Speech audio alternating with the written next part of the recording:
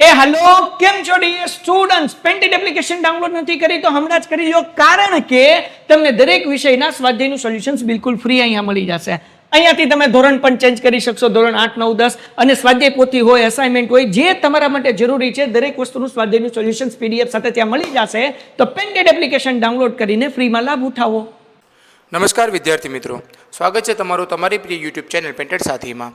મિત્રો, આજે આપણે ધોરણ 9 સામાજિક વિજ્ઞાનના પ્રકરણ 14 ભારત સ્થાન ભૂસ્તરીય રચના અને ભૂપૃષ્ઠ ભાગ 2 ના સ્વાધ્યાયના પ્રશ્નો અને તેના ઉત્તર જોઈશું। પ્રશ્ન 1, નીચે આપેલા પ્રશ્નોના ટૂંકમાં ઉત્તર લખો। 1, હિમાલયની પર્વત શ્રેણીઓમાં કયા કયા ઘાટ આવેલા છે? જવાબ, હિમાલયની પર્વત શ્રેણીમાં નાથુલા, જેલાપાલા, શિપકીલા વગેરે ઘાટો આવેલા છે। 2, રેગોલિથ એટલે શું? જવાબ, રેગોલિથ એટલે જમીને ખડકોના ખવાણથી ફલિત પ્રદેશ છે। ખડકોની સપાટીવાળા ભાગોનું વરસાદ, તાપમાન, હિમ, હવા, વનસ્પતિ વગેરે પરિબળોથી ખવાણ થતાં ખડકોનો ભૂકો બને છે અને ભૂમિ આવરણ તૈયાર થાય છે। આ ભૂમિ આવરણમાં ખડકોના નાના મોટા ટુકડા, કાંકરા, માટી, રજ વગેરે હોય છે જે રેગોલિથ ઓળખાય છે। 3, ખડકોના મુખ્ય કેટલા અને કયા કયા પ્રકારો છે? જવાબ, એક કે તેથી વધુ ખનિજોના બનેલા સંગઠિત પદાર્થને ખડક તરીકે ઓળખવામાં આવે છે। ખડકોના મુખ્ય 3 વિભાગો પડે છે। 1, આગ્નેય ખડકો, 2, પ્રસ્તર અથવા નિક્ષિપ્ત ખડકો, 3, રૂપાંતરિત ખડકો। 4, જમીન નિર્માણની પ્રક્રિયા વિશે જણાવો। જવાબ, જમીનમાં ખડકોની સપાટીવાળા ભાગોમાં વરસાદ, હિમ, વનસ્પતિ, હવા, પાણી અને જીવજંતુઓના પરિબળોથી ખવાણ થતાં ખડકોનો ભૂકો બને છે। આ ઉપરાંત ખનિજ દ્રવ્યો અને જૈવિક દ્રવ્યો હવા અને પાણી ભળતા તેમાંથી જમીન બને છે। જમીન નિર્માણની પ્રક્રિયા આ ઘણા સમયથી છે। પ્રશ્ન 2, નીચેના શબ્દ સંકલ્પનાઓ સમજાવો। 1, નિક્ષેપણ। જવાબ, પૂરના મેદાનો, નદી વચ્ચેના ટાપુઓ, નદી, હિમનદીઓ, પવન, દરિયાના મોજા જેવા ઘસારાના પરિબળો દ્વારા થતા કાંપ માટીનો નિક્ષેપણ કહેવાય છે। 2, બાંગર। જવાબ, પૂરના મેદાનોથી બનેલી આ જમીનો મુખ્યત્વે નદીઓના નજીકના ક્ષેત્રમાં જોવા મળે છે। તે પ્રમાણમાં રેતાળ હોય છે, જ્યારે નદીઓના ઉપરવાસમાં આવેલી એકંદરે જૂનો કામ ધરાવતી જમીન બાંગર તરીકે જાણીતી છે। 3, ખનિજ।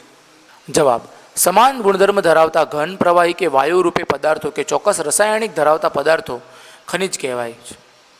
4, ખડક। જવાબ, પૃથ્વીના પોપડામાં ભૂકવચમાં આવેલા બધા જ ઘન પદાર્થોને ભૂસ્તરશાસ્ત્રીની ભાષામાં ખડક કહેવાય। 5, જમીન। જવાબ, તાપમાનમાં મોટા ફેરફારો, વરસાદ, હિમ, હવા, જીવજંતુઓની પરિબળોની અસરથી ખડકોનું નિર્માણ થાય છે અને તેનાથી ભૂમિ આવરણ રચાય છે, તેને જમીન કહેવાય। પ્રશ્ન 3, નીચે આપેલા પ્રશ્નોના ઉત્તર મુદ્દાસર આપો। 1, ભારતનો દ્વીપ સમૂહો। જવાબ, ભારતમાં કેટલાક દ્વીપ સમૂહો આવેલા છે? અંદમાન, નિકોબાર અને લક્ષદ્વીપની એમ મુખ્ય દ્વીપ સમૂહો છે। લક્ષદ્વીપમાં અનેક નાના ટાપુઓ આવેલા છે। અરબી સમુદ્રમાં કેરળથી થોડે દૂર આ ટાપુઓ આવેલા છે। તેનો આકાર ઘોડાની નાળ જેવો છે। આ પ્રકારના પરવાળા દ્વીપોને એટોલ કહે છે।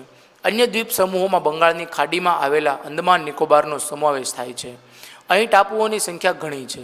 ભારતના કિનારાથી દૂર આવેલા છે ત્યાં પર્વતની હારમાળા છે।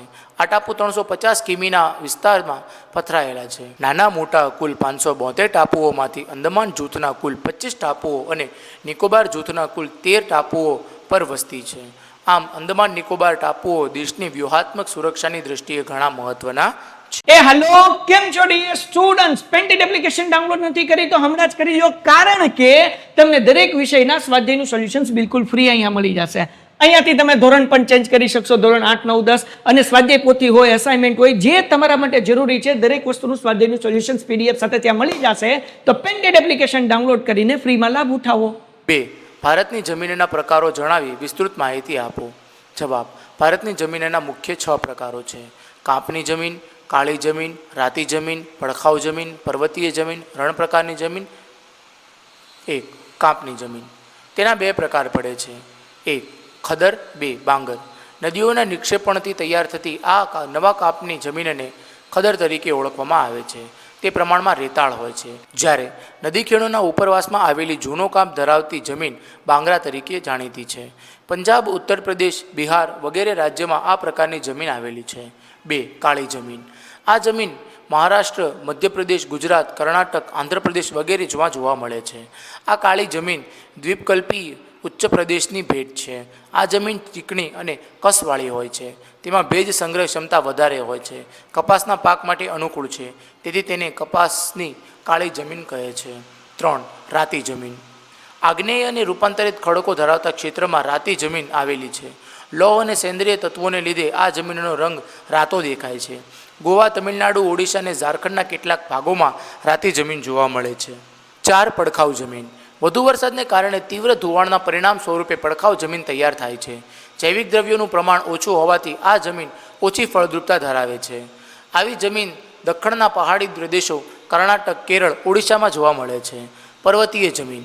જંગલોને કારણે જૈવિક દ્રવ્યોનું પ્રમાણ વધારે હોય છે. શિવાલિક પર્વત શ્રેણીનો પર આ જમીન ઓછી કસવાળી અને અપરિપક્વ જણાય છે. આ જમીન રેતાળ, છિદ્રાણુ અને જૈવિક દ્રવ્યોના અભાવવાળી જોવા મળે છે. મેઘાલય, અરુણાચલ પ્રદેશ, ઉત્તરાખંડ, હિમાચલ પ્રદેશમાં આવી જમીનો જોવા મળે છે. 6. રણ પ્રકારની જમીન. આ જમીન ભારતના શુષ્ક અને અર્ધશુષ્ક વિસ્તારો, ગુજરાત, રાજસ્થાન, પંજાબ, હરિયાણામાં જોવા મળે છે. ક્ષારકણોની અધિકતા અને જૈવિક પદાર્થો ઓછપ જોવા મળે છે. 3. ખનિજોનું વર્ગીકરણ કરો. જવાબ. ખનિજોનું વર્ગીકરણ નીચે મુજબ છે. 1. ધાતુમય ખનિજો, ધાત્વિક ખનિજો. કિંમતી ધાતુમય ખનિજો, સોનું, ચાંદી, પ્લેટિનમ વગેરે. હલકી ધાતુમય ખનિજો, મેગ્નેશિયમ, બોક્સાઇટ, ટિટાનિયમ વગેરે.